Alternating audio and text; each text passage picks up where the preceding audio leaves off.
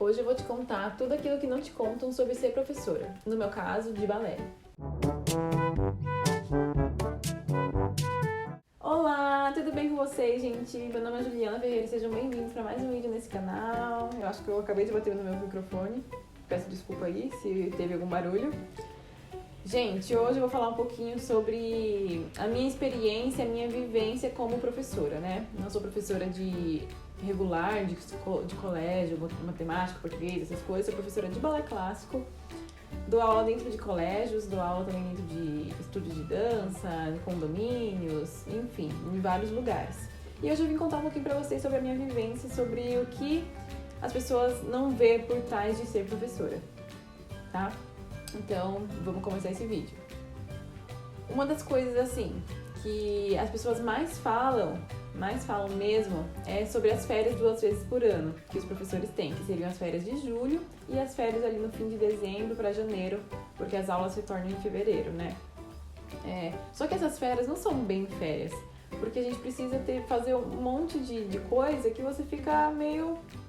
Cadê minhas férias? Passou. Então tem tanto material, tem tanta coisa que você precisa fazer, a gente precisa fazer planejamento de aula, a gente precisa fazer materiais, a gente precisa fazer uma pesquisa sobre o que a gente vai fazer, se a gente vai trazer alguma coisa diferente. A gente precisa planejar isso com antecedência.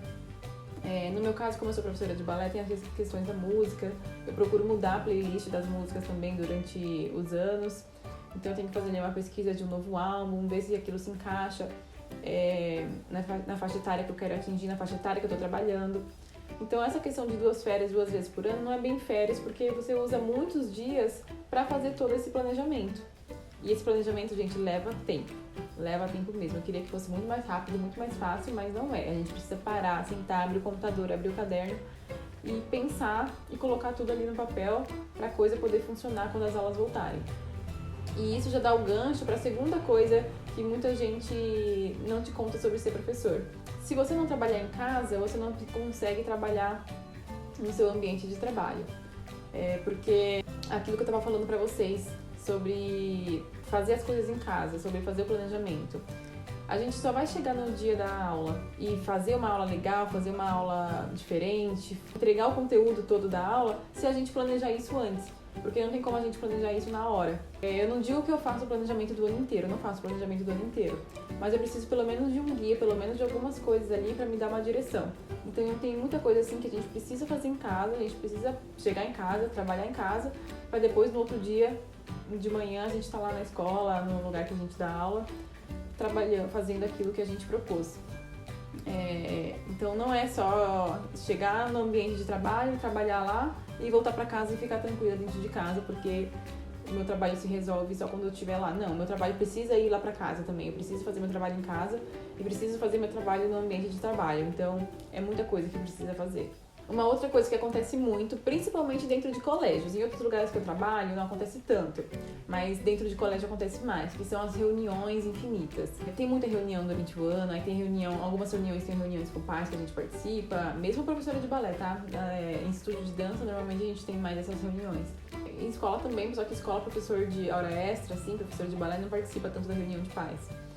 Depende da escola, né? Tem escola que eu já participei, tem escola que não faz questão que o professor desse tipo de modalidade participe. Então, depende de lugar para lugar. Mas também tem muita reunião. Tem essa reunião dos pais, se o professor for participar, tem reunião com o coordenador, tem reunião de planejamento, tem muitas reuniões durante o ano. E quando a gente começa nessa área, a gente não imagina que vai ter tanto assim, porque a gente acha que vai ser um negócio eu comigo mesmo, mas não. A gente tem muitas reuniões. Esses dias mesmo eu estava em uma reunião, no final do ano também eu estava em outras reuniões, começo do ano também tem mais reunião, então você fica assim, meu Deus, não acaba nunca, sabe? É muita reunião o tempo todo. E mesmo professora de balé, eu tô falando aqui como professora de balé, não tô falando como professor de aulas regulares de português e matemática, eu tô falando aqui da minha vivência como professora de balé.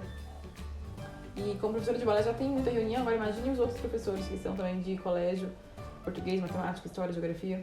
Eles também devem ter muitas, eu acredito, pelo que eu vejo também. O segundo semestre do ano é sempre o mais corrido e o mais trabalhoso. Pelo menos, como eu disse, na minha vivência como professora de balé clássico. Gente, começo de ano, assim, janeiro, fevereiro, março, abril, até junho, é um ritmo de aula. Passou julho, teve as férias de julho, passou julho, começou agosto, é assim, ó, pauleira, o tempo inteiro.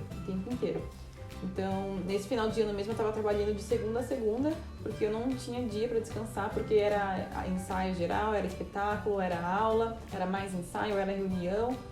Então, eu tava trabalhando de segunda a segunda, direto. Eu fiquei metade de novembro e o mês de dezembro inteiro, até o Natal, né, fazendo essa correria, porque tem espetáculo de final de ano, tem prova de figurino, tem reuniões com os pais, reuniões com o estúdio, tem montação de coreografia, então você precisa parar pra montar coreografia, você tem mais e mais ensaios assim a rodo, tem muito.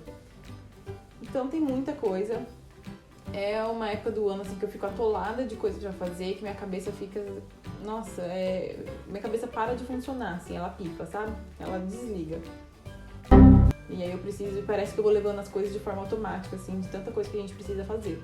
E uma coisa que acontece muito, gente, muito mesmo, quando a gente tá nessa fase de ensaios, de coreografia, de espetáculo, por exemplo, eu trabalho em muitos lugares diferentes.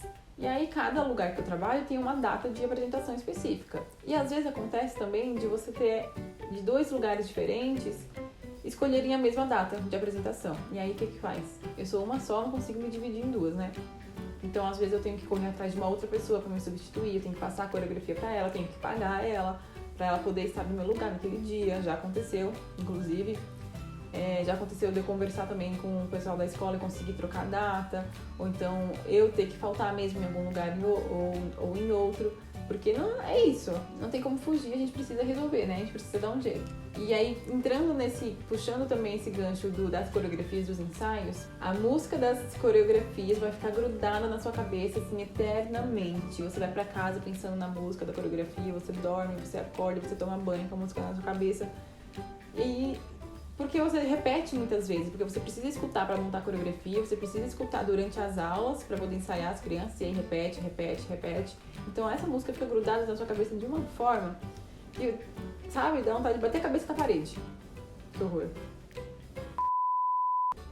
Nem sei em quantas coisas eu já falei, mas eu tô falando aqui as coisas que eu tô lembrando pra vocês, tá? Inclusive, se você tá gostando do vídeo também, já se inscreve no canal, deixa o seu like, seu comentário, compartilha com as pessoas.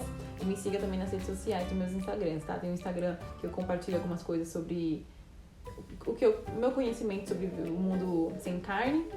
E o outro que é meu pessoal, assim, que eu compartilho algumas coisas lá nos stories, converso um pouquinho também com a galera. Essa próxima coisa, ela acontece se você trabalha dentro de colégios, de colégio mesmo, sabe? Colégio, primeiro ano, segundo ano, dentro de escolas. Que você sai daquele colégio, você sai, termina a aula, você vai embora. Só que como o colégio é bem barulhento por conta da quantidade de criança que tem, você sai às vezes com a voz, com os gritos das crianças na sua cabeça.